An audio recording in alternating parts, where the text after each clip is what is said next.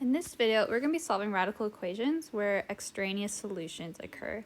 So extraneous solutions is solutions we find at the end of our work that are not solutions to our original equation. This can happen when we raise both sides of the equation to the same exponent, especially if there's a variable on both sides of the equation.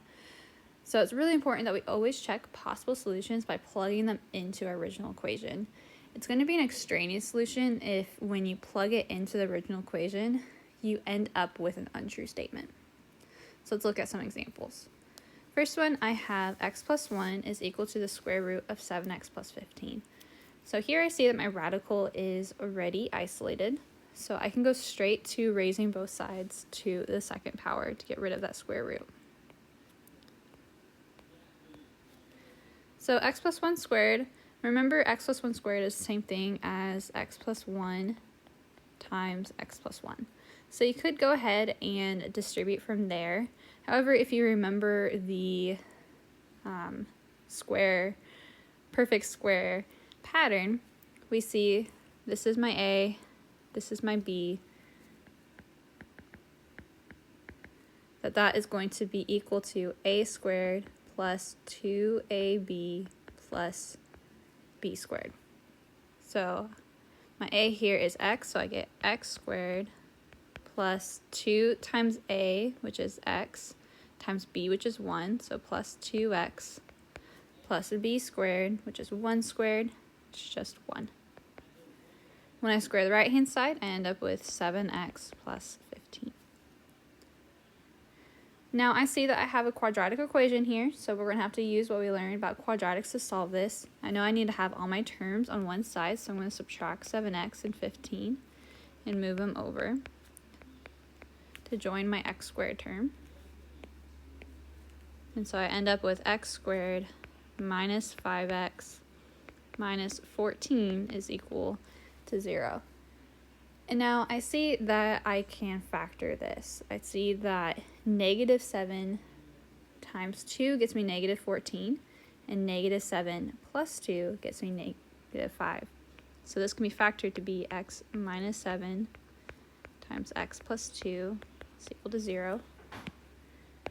And now I just need to solve both of those using my zero product property. And so I have x minus 7 is equal to 0, or x plus 2 is equal to 0.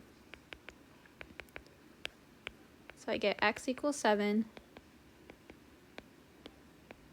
and x equals negative 2.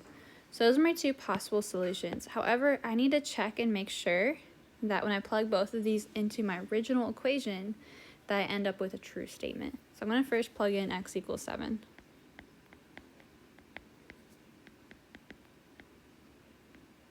So when I plug in x equals 7, I end up with 7 plus 1 is equal to the square root of 7 times 7 plus 15. 7 plus 1, I get 8. 7 times 7 is 49. 49 plus 15, I get 64. And the square root of 64 is 8. So I'm good. X equals 7 is a solution. Now let's check x equals negative 2. When I plug in negative 2, I get negative 2 plus 1 is equal to 7 times negative 2 plus 15. Negative 2 plus 1, I get negative 1.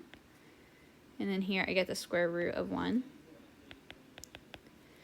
So for this one, I get negative 1 is equal to 1, which is not true. So that means that x equals 7 is my solution, and x equals negative 2 is my extraneous solution.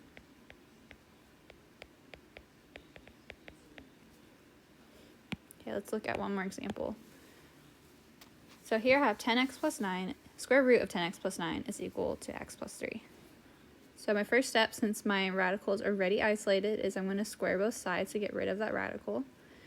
And so when I do that, that radical cancels out, and I end up with 10x plus 9 is equal to.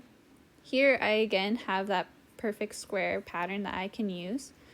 So my A is x, my B is 3, so I get x squared plus 2 times A, which is x, so 2x times B, which is 3. 2x times 3, I get 6x.